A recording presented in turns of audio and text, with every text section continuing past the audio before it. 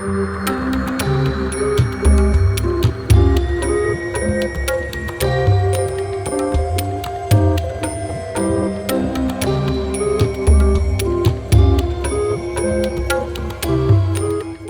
begini. Secara historis, Surakarta merupakan daerah yang berhak memerintah daerahnya sendiri, atau yang kita kenal dengan Zelfbesturende Landschappen. Jadi bukan daerah otonomi atau daerah jajahan pemerintah kolonial Belanda. Oleh sebab itu, Surakarta atau Karaton Surakarta itu tidak diatur dalam undang-undang seperti daerah lain, tetapi diatur tersendiri dengan perjanjian antara Gubernur Jenderal dengan Sri Susunan dengan nama politik kontrak atau kontrak politik.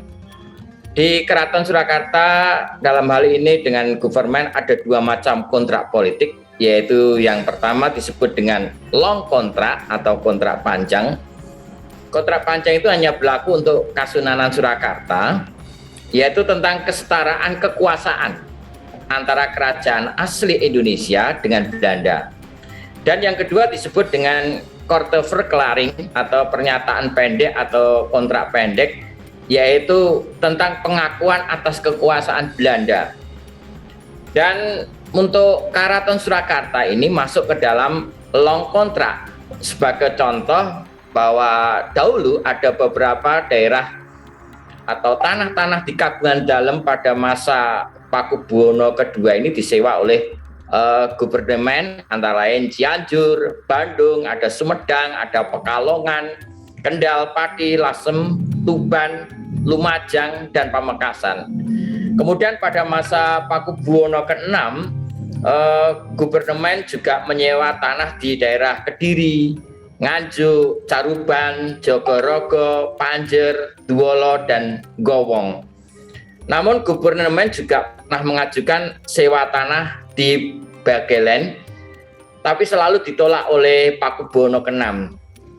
Nah, pada masa itulah Belanda agak sedikit benci terhadap Pakubuwono VI, sehingga akhirnya Belanda mencari-cari kesalahan dari Pakubuwono VI. Pada saat itu terbukti oleh pemerintah government Belanda bahwa Pakubuwono ke-6 ini menjalin hubungan perjuangan dengan Pangeran Diponegoro. Maka pada tahun 1830 Pakubuwono VI ditangkap oleh tentara Belanda, kemudian dibuang ke Ambon sampai beliau meninggal dunia, dan beliau wafat bukan karena sakit tapi wafat karena di pembuangan itulah Pakubuwono ke-6 ditembak mati dengan senapan Beker oleh Belanda.